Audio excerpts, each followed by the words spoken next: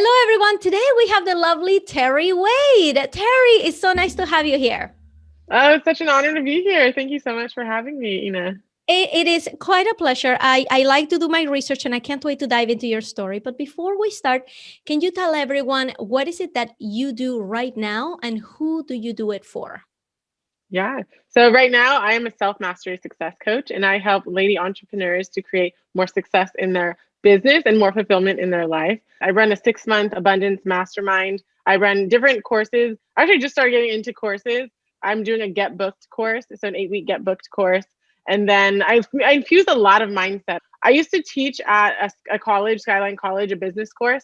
And these students had amazing ideas, but they didn't have the mindset and the belief in themselves to actually execute on these ideas. And we'll get to all of that.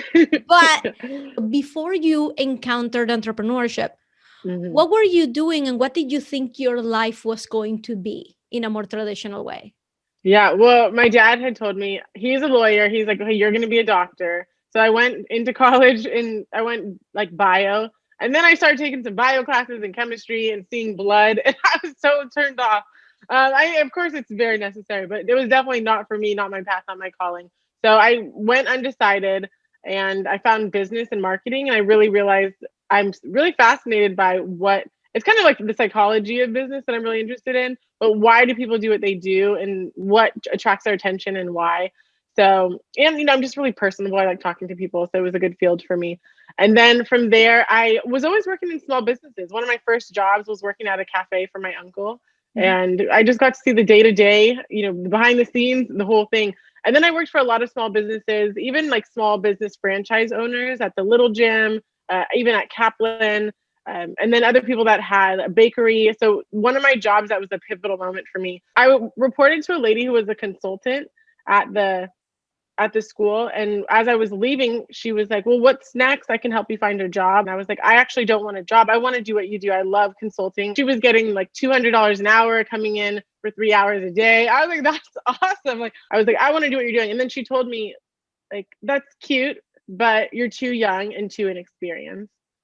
And I was like, I was just like, oh, like, who? How are you gonna down my dream? Right. So from there, I kind of lit a fire under me, and when someone tells you you can't, then it was kind of a blessing in disguise, really. But I was like, I'm gonna show you. But I mean, for me, I want to do it for me. But it was even more of a push. So then I got some coaches. My first coach was Jessica Nazarali. She had this 8 Girl Academy. So I went through her program and I learned, because in my master's program, I felt like some of this stuff was outdated. Like we were learning like how Coca-Cola did their ads, like, but not Facebook ads, not like the most up to date. So I took her course and then I started going to different networking events and started getting consulting clients to help them get on social media. So I started off as a consultant doing the social media marketing. Okay, can we pause there? Because I don't Yeah. want you to breeze through 20 years in 15 seconds without ever having to dissect what we just heard. So Yeah. I think it's incredible that your first experiences in the professional world were with small businesses. But now you have to help me understand where your coach came in. Because for even small businesses, like if I go down Main Street in my town, they have no idea about the online world. They don't know that there is a whole online coaching world that could even be helping them get better at their business. Like it's a very silo world, small businesses. That you feel like unless you are another coffee shop, you can't really help me. When in reality, this whole coaching universe in the online world. So yeah, so when I started consulting, I think it's really good to find your people and niche down, because at the time when I was doing consulting, I was open for everybody. I would take on any clients. So I worked with plastic surgeons and gym owners and trade consultants and authors and network marketers. And so then I was like doing their marketing, so I had to learn, their industry, and so it was a lot. But then as I started getting familiar with just the marketing protocol and like what the call to action is, how to get the strategy together, then I was doing a lot of their social media and newsletters, and I was realizing, like, you could have an intern do this, like, or you could have a VA do some of the work I'm doing. And first I started, when I very, very first started, I was like, oh, I'll just be 40 an hour. Then I went to 80 an hour. And then, I increased my price, but then an hourly wasn't even enough, because then I was thinking about them in between the hours I was working. And I would come up with this whole strategy and who they should partner with and all of the things. And then I was like, so then I created the programs. And then, but it was really when I needed the mindset because I wanted to grow. And so this is kind of where the coaching was, because I was like, what am I doing wrong? I'm working so hard, so many hours, because I would only charge them for what I was working. So all like the research I did, I didn't charge them for. So I was like, I am working around the clock and I'm not getting the money that I want to be making. So I hired Bob Proctor. He had this Thinking into Results program. How did you And find Bob Proctor? I was actually, so when I was getting into the entrepreneur world, I started doing consulting and then what's so funny is that lady that said I couldn't be the consultant, it was 1 month after is when I was the official in-house consultant for the Bay Area Entrepreneur Center. Because I told them what I do and what I know. And they were like, we're actually looking for someone with your expertise as a consultant. And I was like, oh my gosh, in your face. But it was really fun because from there, that's where I met so many people. But I also became, when their director went on maternity leave, I became the director of the center for about a year because she had stayed on an extended leave. So from there, that's when I met this lady. It was like a perfect pitch event or some kind of networking event that we just threw all the time. But she had come. She was a consultant for Bob Proctor, and we went to coffee. And then she was just infused. She like, I see greatness in you, kind of like what Les Brown says. And she's like, you can be doing bigger than you want to do. Or what are your dreams? She's like, you can achieve any of your dreams. And so she's a consultant for the Bob Proctor program. And then she just made me believe in myself and see where my blocks were and see my old paradigms and how that's not serving me to step into the greater version that I wanted to be. So yeah, that's where I was introduced to coaching. And then, so in that same sense, the Bay Area Entrepreneur Center, when I was doing that, I started being a professor at Skyline College. And then my students, they had these brilliant ideas. One of them had a salsa company, amazing salsa. But then he got he had an investor that wanted to invest in him. Another salsa company that wanted to take him under the wing. And then he just fell off. He stopped responding and and then he just went away. Another guy. So this was like 3 or so years ago. Another guy had this idea of this gentleman's box. This was when the Dollar Shave Club was really popular. Now subscription boxes are a huge thing. But so we had this idea before it was a huge thing to create a subscription box for gentlemen, all these products, because the Dollar Shave Club was so popular at the time. It's like, how about we add in all the other things? And so these brilliant ideas, and then they would just fizzle. And I'm like, why are you guys not taking action on these? These are great. So then when I took the Bob Proctor program, I realized you have to believe it. You have to believe in yourself. You have to really understand yourself, understand where you came from and why you act the way you act, and understand how the mind works. So I was just fascinated by this whole world. And that's why I love Bob Proctor, because he's on The Secret. I want to know what The Secret is. What's the truth? I also hired Lisa Nichols from The Secret too, to be my mentor. I just believe in mentors and coaching so much. It's helped me just 10x my business, my life, my happiness. So that's where I was like, okay, I want to be a coach. So yeah, just kind of, going through the motions. It keeps taking actions one step at a time. It just gets a little bit more clear and a little bit more clear. So realizing the work I was doing was really something an intern could do. And so I was basically coaching the people I was working with and, infusing their mindset and, kind of telling them who they need to put together on their team, how they can get interns. So I was like, I feel more and I love education. That's why I got in the education industry. So it kind of came natural, but then I was like, what I'm doing is a lot of coaching more than just the logistical things. And I felt like that mindset piece was so critically important. And then also, with doing the package programs, I just decided coaching is what's going to be for me. I don't want to be in there doing the work anymore. I want to empower people. I want to show them what's possible. I want them to believe in themselves and have a vision and a mission bigger. I really want to create a ripple effect of empowering women, just positive change. I just want that. And so doing one person's marketing to expand their business wasn't filling me up anymore. What did your parents do for work? My dad is a lawyer. He works in the district attorney's office. And then my mom, she passed away about 5 months ago now. I'm sorry. I know. Yeah. She's my biggest fan and supporter, and I'm extremely spiritual. And so I don't believe that she's gone. I feel her presence and signs all the time. She's not in pain, so that's good. So she was a physical therapist. So she worked in Mills Hospital and she works in the water doing aquatic therapy for people with arthritis and joint pain. Yeah. There was something in your story that I wanted to touch if it was okay. Yeah. So you talked about being bullied when you were growing up. So this, the reason I'm bringing this up now is because, talking about your parents and how supportive they are, I kind of want to get a sense for the kind of household that you grew up in, because uh, for a family to produce somebody as independent as you, somebody as determined as you, somebody as like, I'm just going to do my thing because this is exactly what I want to do and continue with that grit. I love to understand what the family dynamics were. And something that you mentioned in your story was about the bullying when you were growing Yeah, up. Can you tell us a little bit more about that? definitely. Yeah. And when you say so supportive, my dad definitely still thinks I should work at Google, like here in Silicon Valley. But yeah, like, he just doesn't get it, and that's totally okay. But okay, so the bullying.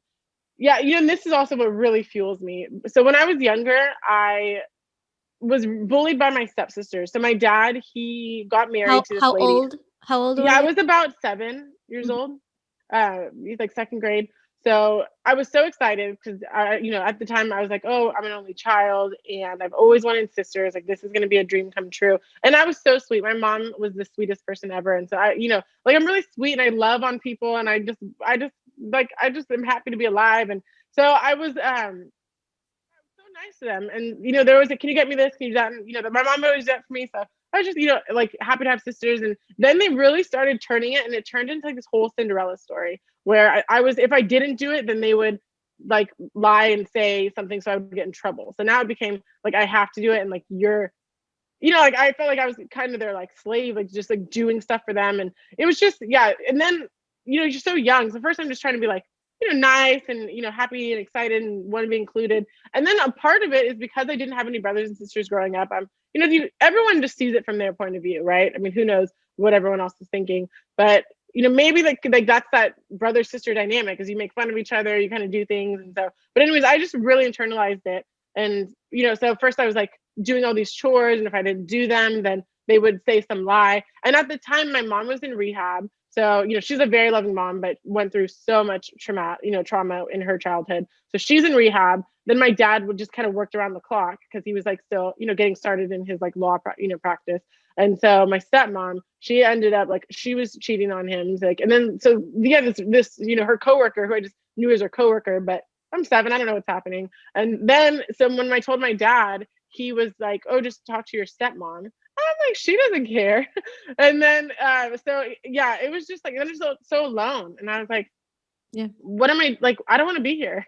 I don't want to do this anymore. Like this is miserable. And I just felt like I must be a problem, because why am I getting bullied? Like if I'm not a problem, then like this wouldn't happen. So then I was passing by my dad's hallway and like going to the bathroom, and then he's a police officer, and for high level cases like murder cases, putting people in jail. So he had a gun. I mean, I guess people have guns, but whatever.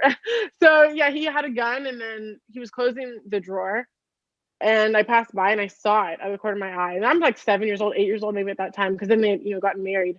And then I had this idea, and I was like, this could be a way I can end my life. I'm so young. Like thinking about it gets me like choked up, because I'm like that's so crazy. Like that little kid, like thinking to do something like that. Yeah. But what's it called? So I told my friends. I had one friend at the time who's very sweet, and I told her like this is my plan after school, because I'm just like sick of all the bullying. Like, and I don't, I must be like a problem to people. So then she told her dad right away. Like she had said, "Oh my God, this is what Terry's gonna do." So then they called my dad, and then I went to therapy and stuff. So, but like, yeah, it was just so crazy because like, you know, and then so like what happens is from there it was like this ripple effect of like low self esteem and sorry, like low self esteem and low self worth. I mean, so obviously I'm still here, so I didn't go through with it.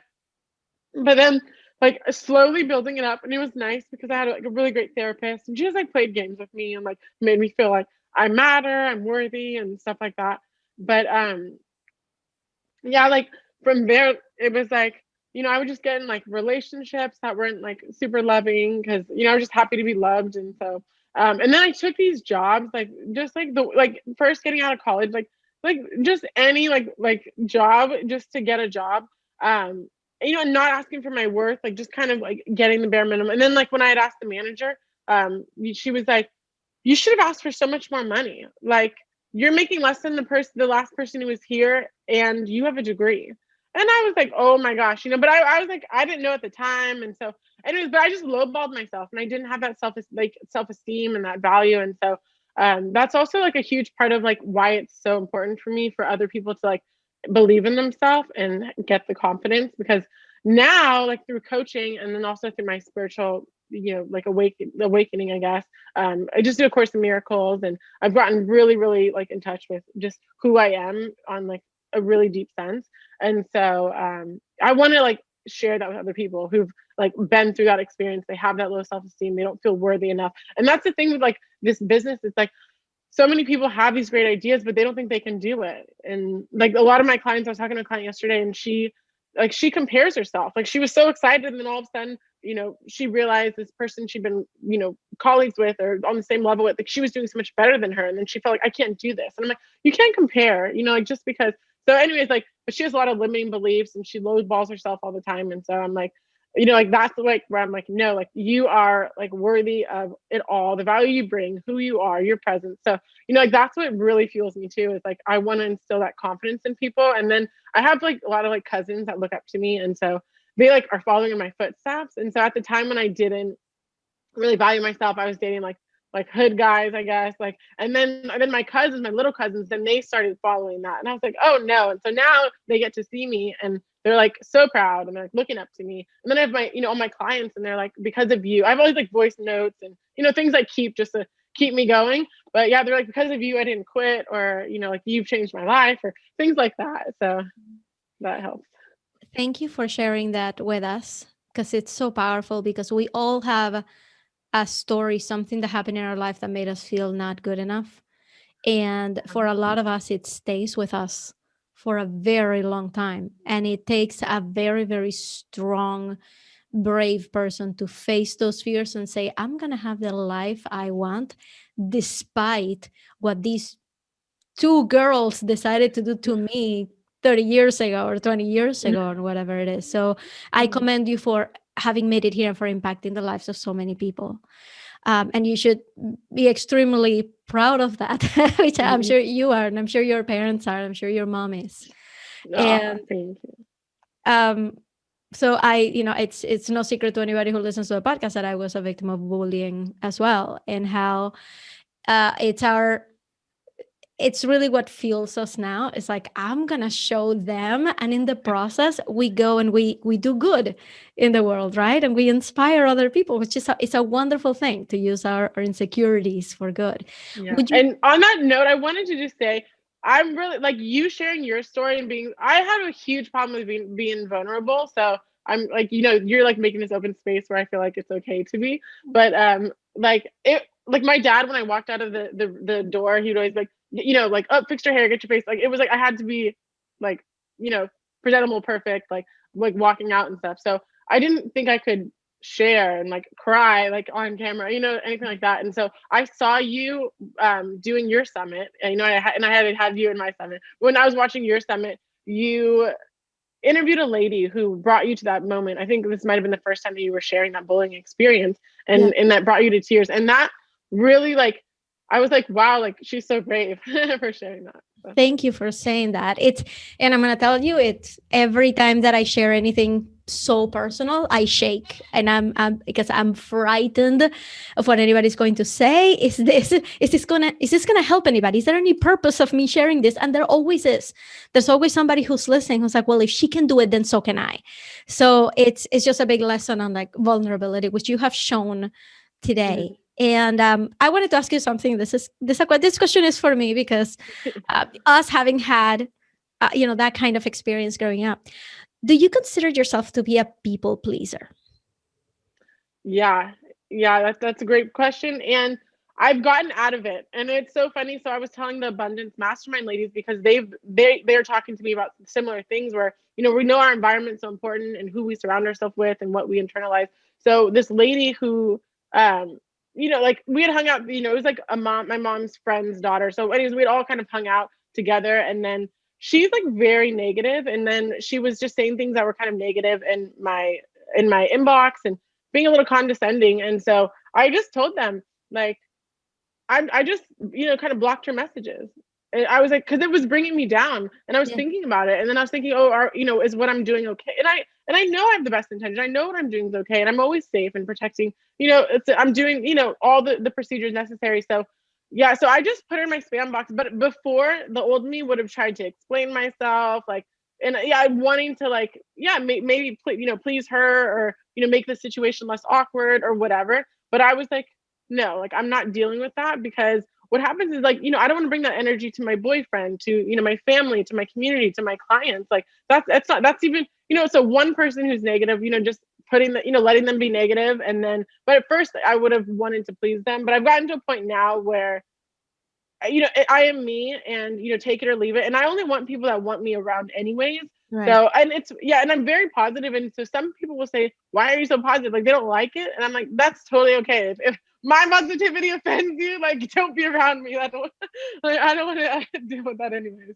I have loved getting to know you a little bit better, because you are such a larger than life creature. I mean, you're so confident and you're so sweet, and like everybody should just go and follow you like right now. We're gonna get there. Don't worry, everybody. I'm gonna ask her where we can follow her, but I'd love to peel the onion of where this came from, and you're such a genuine person. So it's just been so nice. But I would love to know at this point, what do you think is the biggest misconception that people have of you as a successful businesswoman? Well, I don't know if people have this anymore, but I know when I was younger, I guess I'm pretty outgoing now, so it's different. But yeah, when I was kind of going through, like, not feeling worthy, I was very quiet, and people thought I was unapproachable or maybe stuck up. But yeah, but I'm so loving and so giving, and I'm very human. So I know in this podcast I'm sharing a lot more than I normally share. But I'm very positive, and I feel like, but I never really share the shadows or get vulnerable or into that. So, I'm human just like the rest of us, and I have to constantly, shift my mind. If I see myself going in like a limited lack belief or thought, I have to constantly shift back into, saying my affirmations, doing my power poses, getting into meditation, whatever it is that's gonna, like, help me get back into, my greatness and my power. But yeah, I'm just like everyone else. I have like my good days and my bad days, and I'll even still, go back into, man, like, can I really do this? Is it really possible? But, then, just stay back in my truth. Like, no, like, my work is of high service and worthy of massive compensation. Like, I'm made in the image of God. Anything's possible. So you're just like, going back to my mantras, and then really, really, like, seeing my why. But yeah, just that I'm human, like, yeah, I have my good days and bad days. I come on, I try to put myself together before I get on, and then, put myself up. So, I'm giving the best energy to when I'm, on live. But I'm human like everyone. I have my good days and bad days, and I still, go through, like, oh my gosh, can I really get to that next level that I'm, wanting to reach? So yeah. Thank you for saying that. And also, if everybody who's listening had to do what you're about to tell them to do, to live a better life, to live better in their skin, right? What would that thing be that you want them to do in the next 24 hours? Yeah. You know what I would do is, I think, really love yourself so deeply, because when you love yourself, you're giving yourself permission to, you know, to have desires. When you love yourself, you're open to receiving the guidance. You're open to receiving the clients. You're open to receiving, high ticket packages. Like, so I would just say, focus on self-love. Like, maybe it's just give yourself a bath, look in the mirror and tell yourself I love you, but do something for you, and just start building that self-love and that self-worth, because from that point, and just quiet your mind, and just realize, like, I am love. Like, I am the embodiment of love. And so just, like, love on yourself, because when you love on yourself, then that's where all the miracles start to happen, because then you're like, I can follow my desires, and I can, I am worthy of charging high prices, or I am worthy of anything I want. I'm worthy of the love I want. I'm worthy of everything. So I would just say, do something for yourself to love, even if it's getting some sunshine, doing, just some dance break music. But